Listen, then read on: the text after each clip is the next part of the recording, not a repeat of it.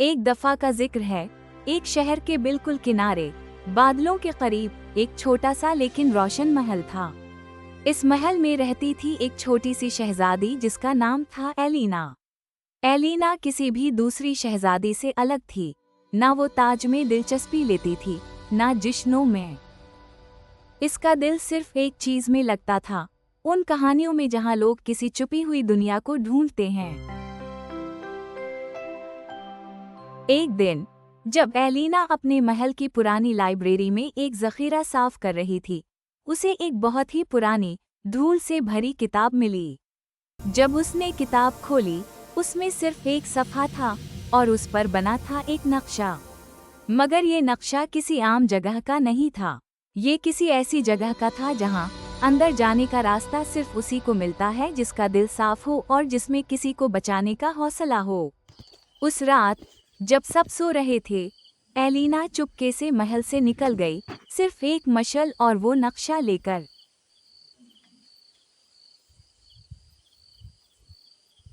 रास्ता पहचानना आसान नहीं था। हर मोड़ पर कुछ अजीब होता। एक जंगल आया जहां दरख्त बोलते थे, लेकिन सिर्फ झूठ।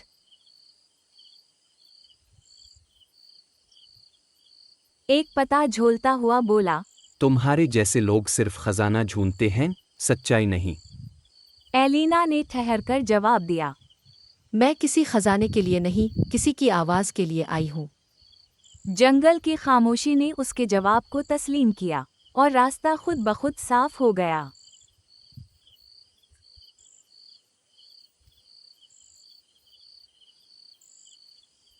चार दिन बाद एलिना एक नदी के किनारे पहुंची जहां पानी में कुछ चमक रहा था। जब उसने झुककर देखा तो एक बड़ी सी आंख उसे घूर रही थी। ये एक पुराना ड्रैगन था जो नींद में था और सिर्फ तब उठता था जब कोई झूठ बोलता। एलिना ने चुपचाप उसके पास से गुजरना चाहा, मगर उस वक्त उसके पैर से पत्थर हिल गया और ड्रैगन जाग गया। ड्रैगन की गूंजती आवाज में सवाल उतरा, तुम यहाँ क्यों आई हो, और क्या तुम वाकई किसी को बचाना चाहती हो, सिर्फ एक नई कहानी चाहिए? एलिना ने डरी हुई मगर सच्ची आवाज में जवाब दिया, मुझे नहीं पता किसको बचाना है, पर मेरा दिल कहता है कि कोई मुझे बुला रहा है। ड्रैगन ने गहरी सांस ली। उसकी आंखों में एक चमक आई, फिर पहली बार मुस्कुराया। तो तुम तैयार हो? ड्रैगन ने अपने पर फैलाए और एलिना को ऊपर उठाया। हवाओं के रास्ते उस जगह ले चला जहां नक्शा खत्म होता था। नीचे एक छोटी सी हवा में तैरती हुई झील थी। ना उसका ता था, ना किनारा। ड्रैगन ने कहा, इस झील के नीचे वो दुनिया है जो तुम ढूंढ रही हो, लेकिन अंदर जाने का रास्ता सिर्फ तुम्हारा दिल जानता है।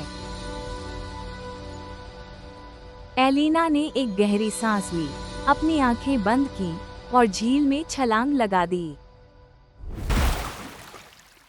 पानी में गिरते ही एलिना ने महसूस किया जैसे वक्त रुक गया हो। उसकी सांस थम गई थी, लेकिन कोई घबराहट नहीं थी। आंखें खोले तो उसने देखा कि वो किसी और ही दुनिया में आ गई है। सब कुछ रोशनी से भरा था, मगर उस रोशनी में भी उदासी छपी हुई थी। हर चीज नीली थी, फूल, पत्ते, आसमान और जमीन भी। उसके सामने एक रोशनी का दरवाजा था।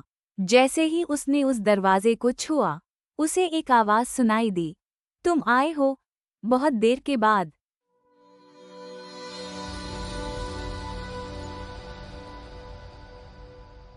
एलिना ने पीछे देखा तो एक लड़का खड़ा था।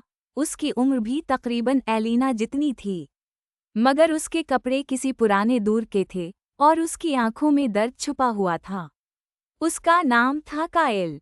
काइल ने बताया कि वो इस दुनिया में सालों से कैद है। उसके शहर के लोगों ने एक दिन लालच में आकर एक जादुई शय चरा ली थी, दिल का दिया, जो सिर्फ सच्चे दिल वाले इंसान में जलता है। उस शय के चोरी होने के बाद पूरी दुनिया झील के नीचे चली गई, वक्त से बाहर। तब से वो सब यहाँ फंसे हुए हैं। तभी सब कुछ हिलने लगा। नीले आसमान में दरार आई और उस दरार से कुछ सियाह सा बाहर निकला। एक साया, एक चेहरा जिसमें आंखें नहीं थीं, सिर्फ अंधेरा। ये था ज़हरे दिल, वो रूह जो सिर्फ नफरत और झूठ से पैदा होती है।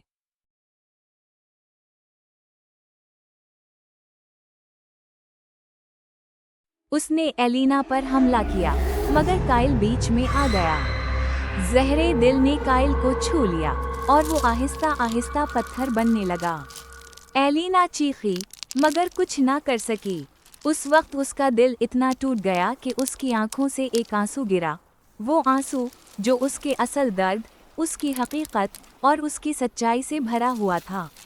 जैसे ही वो आंसू जमीन पर गिरा, एक रोशनी फूटी और दिल का दिया खुद ब खुद जल गया। जैसे ही दिया जला, ज़हरे दिल चीखता हुआ पिघल गया। सारी नीली दुनिया रोशनी से भर गई। काइल का पत्थर टूट गया, लेकिन इस बार वो जिंदा नहीं था। सिर्फ उसकी मुस्कुराहट रह गई और एक किताब। उस किताब में लिखा था, जब कोई किसी के लिए खुद को भूल जाए, तब नई दुनिया पैदा होती है। एलिना ने आंखें बंद की और जब खोलीं, तो वो वापस अपने महल की लाइब्रेरी में थी। सब वैसा ही था, सिर्फ एक फर्क था। उसके सामने वही किताब थी, मगर अब वो मुकम्मल थी और उसमें लिखा था, तुमने कहानी पूरी कर दी। उस दिन से एलिना हर शाम महल के बच्चों को एक नई कहानी सुनाती थी, मगर उनमें से सिर्फ वही समझ पाते थे जिनका दिल साफ होता था। और हर कहानी के इख्तिताम पर एलिना मुस्कुराकर कहती थी, जादू हमेशा उन लोगों के पास होता है जो किसी और के लिए रो पड़ते हैं।